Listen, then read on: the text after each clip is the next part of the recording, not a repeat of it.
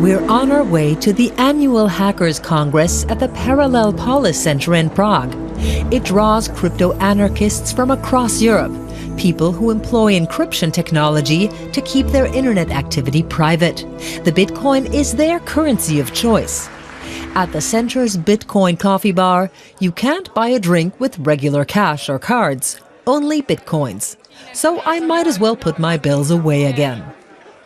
But right across the way is an ATM which dispenses Bitcoins. First, I have to download an app to my cell phone, a digital wallet to store my Bitcoins. Martin Wismeier explains how easy it is to use the app. Just set it to receive, then hold your mobile in front of the ATM. Within seconds, my Czech crowns become 6.51 milli-Bitcoins. 6.59 milli-Bitcoin. Milli-Bitcoin? Yes. I use a chip implant. I created in 2014. See, you can see the tiny chip. Wow. Half of it is antenna and the other half is the chip. So if, for example, I want this Bitcoins are on here, and if I want to buy a Red Bull, for example, there, I can show you. Yeah, let's have a look.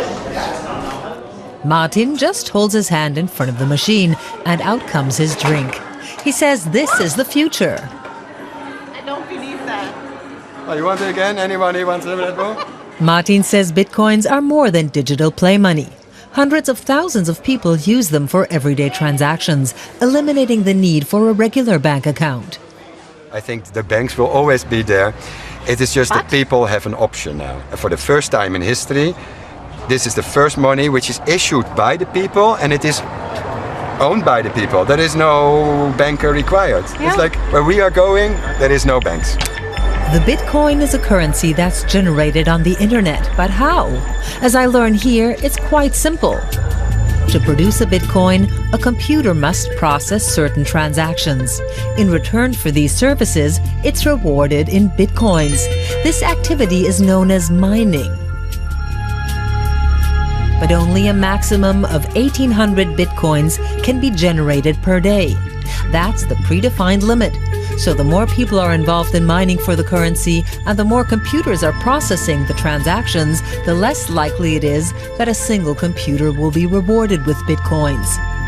So today, anyone wanting to earn large amounts of Bitcoins needs to have huge pools of computers or mines.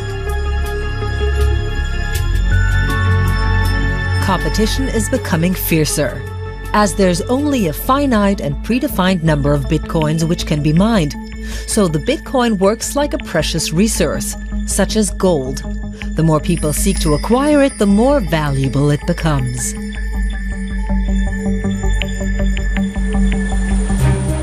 Around the world, people are feverishly mining for Bitcoins. One of the biggest mines is located in Iceland. We're coming in for a landing with Bitcoin pioneer Markus Streng. He was attracted to Iceland mainly because of its geothermal power plants, which produce green electricity from the water of hot springs. He agreed to show us around his mine, provided we don't disclose its exact location. On the drive there, he explains why. There's a lot of money involved, and many different parties would have an interest in breaking into the mining farm or hacking into it. You can't be careful enough.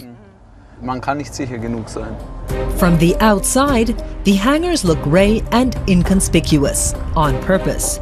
Few Icelanders are aware that huge amounts of virtual money are produced here every day. Inside, it's incredibly loud. My God, how many machines are there? There are over 10,000 graphic cards on this side alone, more than the world's biggest supercomputer. What do you earn here per day? If I told you that, straight away all our competitors could draw a conclusion as to how large we are. In theory, that would give them a competitive advantage. Roughly. I really can't tell you. What he will tell me is that the electricity bill for his mine is €1 million a month. Most of that spent cooling the computer processors. Another advantage of being in Iceland is that the outside air is reliably chilly, so the climate also helps to keep the hangars cool. In future, Marco Streng plans to set up new steam-powered mining farms. He believes that in an increasingly uncertain world, the value of the Bitcoin can only go one way, up. What makes the Bitcoin special is this independence from the financial world. And that's almost always the banks. And of course, we've seen in the past that this system is, in many places, doomed to failure. Marco Streng is even considering building his own geothermal power plant. After all, he's got to invest the money he's earned somewhere. Money earned by producing a lot of hot air.